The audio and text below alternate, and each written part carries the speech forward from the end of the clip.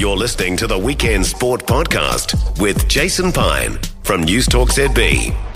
Rafael Nadal has announced his retirement from professional tennis. Second match, Nadal. It's 14 and 22. The legend that is Rafael Nadal continues to grow. Yeah, Nadal's 38 now. He's won 22 major titles, including 14 at the French Open, but has struggled with various injuries over the last couple of years. Only Novak Djokovic, with 24, has won more major titles. Rafa Nadal's final outing will be for Spain in the Davis Cup finals next month. There wouldn't be too many people, I don't reckon, who have seen more of Rafa Nadal than Graeme Agars, who joins us now. Graeme, where does Rafa sit among the great players you've watched down the years? Well, he's locked down the category of best clay court ever, stealing that from Bjorn Borg and doing it, as you said, in style. 14 French Open championships. In fact, if you look at his clay court record, there was a period of time between April 2004 and May 2007 where he was unbeaten on clay anywhere in the world. He won 81 matches during that stretch. Nobody has ever come close to that. So he's certainly locked in the clay court side of it. The other side, I think the Grand Slam rankings, let's call them 24 Novak, 22 Rafa, and 20 Roger Federer, speak for themselves. You can pick or choose your favourite amongst those. But I think those three guys drove each other through that era, which is finally coming to an end. Roger's already on the sidelines, Rafa about to be, and who knows with Novak, he's getting up there as well. What made Rafa so potent on clay? Well, first of all, stamina. I mean, you could see how strong the guy was. Secondly, he came in an era where they could fiddle around with the strings in the racket, and they had a bigger head in the racket, bigger than Borg played with, for example, who was previously considered the master of the clay. And in addition to his strength and stamina, he hit with enormous spin, so that not only was the ball coming at you at speed, but when it hit the ground, it sort of launched into you, and it just made him wearing to play. And the fact that he could run all day and all night if he had to, just made him the hardest guy in the dirt to beat. He was spectacular and had most guys beaten before they even went out on court. And it wasn't just Roland Garros, of course. A couple of Australian Opens, a couple of Wimbledon titles, 4 at the US Open. So was it his stamina and fitness again which were the bedrock for those titles? Well, that shows adaptability too. I mean, he wasn't just a dirt baller. He could change his game. As you said, to win 2 times at Wimbledon and then, pick up wins on the hard courts at the Australian Open, the US Open as well, showed just how versatile he was. He still sort of played the same way, but he could adapt his game, including improving his serve for grass, to get results as well as on the dirt. So if you look at his win-loss career, which is probably the best indicator of how he played throughout his whole career on any surface, indoor, outdoor, grass, hard court or clay, win-loss record of 1,080 wins, just 227 losses. So that is a dominant guy, not just on the clay. He also, in addition to, winning those 22 Grand Slam singles titles, had 92 singles wins on the ATP Tour, led Spain to 4 Davis Cup victories, and he's just one of 8 male players in the history of tennis to won all 4 Grand Slams at least once in their career. So, he's in a very, very elevated category. Yeah, the numbers are astonishing. Let's talk about his battles with the other two, Roger Federer and Novak Djokovic. A 24-16 record against Roger Federer. That's overall 10-4 in Grand Slams. Against Djokovic, 11-7 at Grand Slams, but overall 29 wins to Djokovic's 31. Why did he have greater trouble with Djokovic?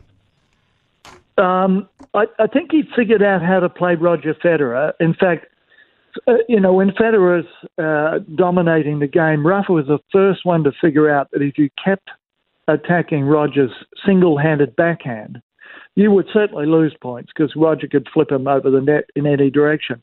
But you would probably win more points than you would lose. And that's when he started to beat Roger Federer on a regular occasion. But Novak was kind of between Federer and Nadal in the way he played. I read a piece the other day from one of the former coaches. Can't remember his name now because it was an insignificant name to me, but he had been a hitting partner of all three players at some stage during his time in tennis, and he was asked to describe the players. If he had a blindfold on, would he know who he was playing? So he started with Federer, and he said, Federer, you could tell by the sheer precision of the strike of the ball. It was just perfect every time it came to you. He said with Rafa, it was the heft of the shot that just bounced off the court and leapt into you. And this is the most interesting comment of all. He said Novak had an arrogance about the way he hit the ball. And his conclusion was Novak was actually the best player of all three in terms of just sheer winning ability. And he did it by carrying a sort of an arrogance on court and being able to hit shots like Federer and like Nadal if he had to. So there was nowhere you could put him where he had a weakness. And I think that's why Rafa and many other players struggled against him. Gee, that's great insight. Left-handers. Is he the greatest left-hander? McEnroe, Connors, Laver? Is he the greatest left-hander, Graeme?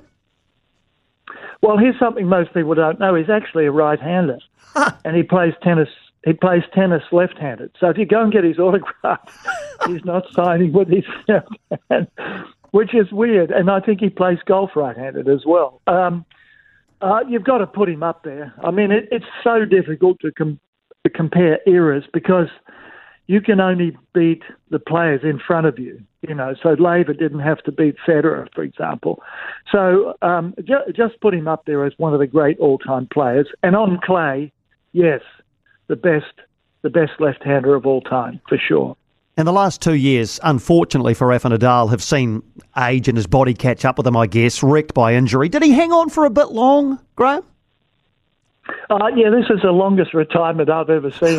It's taken 3 years. Where the people out on the road regularly, had pretty much given up on Rafa 3 years ago, but admired him for his courage and his determination, his sheer love of the game to keep going. So nobody was ever critical about it. But if you look at him as far as a physical specimen is concerned, I mean, he was a monster, wasn't he? He was so strong. And he wore those sleeveless shirts to show off his biceps and all that sort of stuff. But injuries, foot, ankle, hip, knee, hamstring, and you can toss in appendicitis, and he had to have his appendix out in 2004. So, I mean, the guy kept the doctors happy because there was always something going on. And part of that was because of the ferocious nature that he not only played the game, but he practiced exactly the same. I went to many Rafa practice sessions and came away exhausted because he played them just like he did play matches. I mean, it was full on all the time. So it was inevitable that injuries would finally force him out of the game because otherwise, he would have played till he was 70. But that's what's happened. He's got so many problems and he just gets one right and another one flares up. But he's just got to give up the game. But, he's done okay, $135 million in prize money and a net worth, including sponsorships, estimated at $250 million. So he's banked a lot of change during that career and a lot of people have enjoyed paying to watch him play. Yep, I think he's going to be okay. Just to finish, Rafa the person, what was he like to deal with? How did you observe the way he carried himself around the tennis circuit? Yeah, second to none, right up there with Roger Federer. First of all, he cared about the game.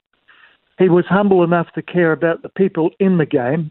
He always respected his opponents, and Rafa never ceased to applaud his opponent after they'd lost to him, when they left the court, you would have seen it. Everybody sees it. He used to go back to his chair, and when they left, he would stand and applaud, which gave an indication of his respect for the other players. And the players respected him so much so that he spent 6 years, right, in the prime of his career as a member of the very powerful ATP Player Council, which really provided the governance for the game year in and year out. So just a wonderful ambassador for tennis.